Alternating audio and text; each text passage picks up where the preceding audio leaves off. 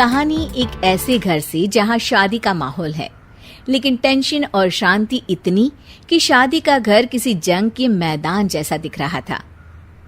अरे जैसा मर्जी डेकोरेशन कर दो, पैसों की चिंता मत करो।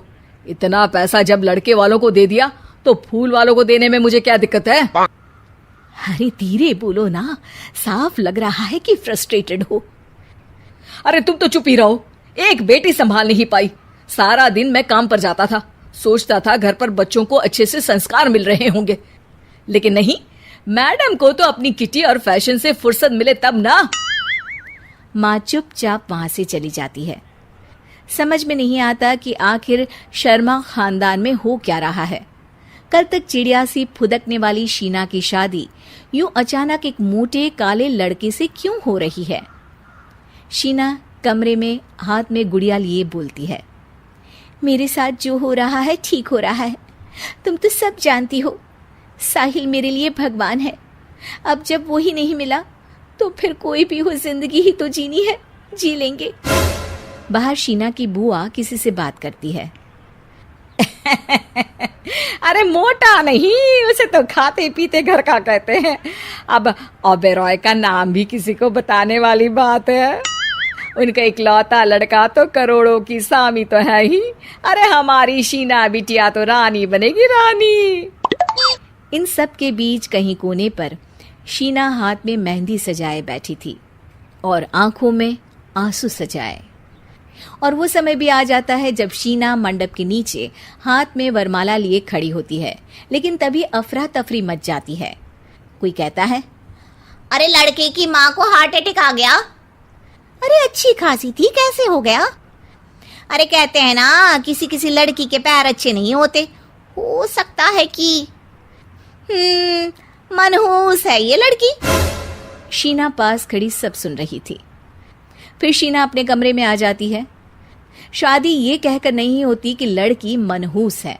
अब लगातार शीना के लिए लड़के देखने आते, लेकिन आस पड़ोस या किसी के कहने पर शादी हर बार टूट जाती। लेकिन एक दिन, अंकल, मैं काफी दिनों से आपसे मिलने की कोशिश कर रहा था, लेकिन हिम्मत नहीं हो पा रही थी। अरे बेटा, हिम्मत तो हमारी टूटी पड़ी है। वैसे कौन हो तुम? अब मेरा नाम साहिल है अंकल। मैं शीना से प्यार करता हूँ और उसी से शादी करना चाहता हूँ। अरे अब तो किस जात के हो ये भी मायने नहीं रखता।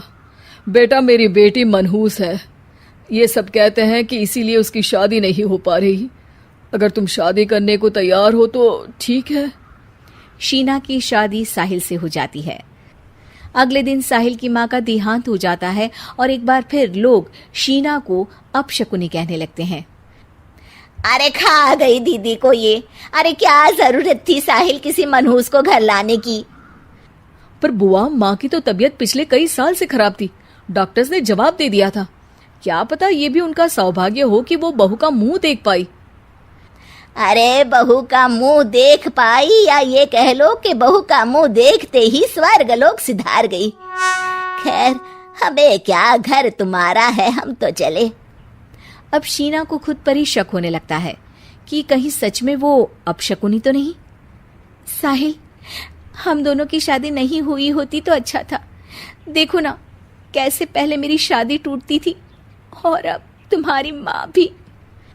अरे ऐसा कुछ नहीं होता शीना, अपशकुनी वगैरह कुछ नहीं होता। ये सब तो ईश्वर के खेल हैं। वो शादी तुम्हारी इसलिए टूट गई क्योंकि तुमको मेरी पत्नी बनाना था, और माँ का जाना तो तय था। वो काफी बुजुर्ग थी, साथ ही एक ऐसी बीमारी से जूझ रही थी जिसमें डॉक्टर्स भी उन्हें नहीं बचा पाते।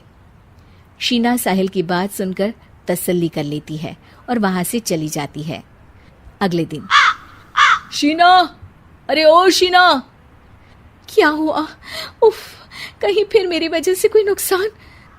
अरे नहीं नहीं शीना, तुम जानती हो, जिस प्रॉपर्टी के केस को हम बरसों से लड़ रहे थे उस पर फैसला आ गया, वो भी हमारे हक में।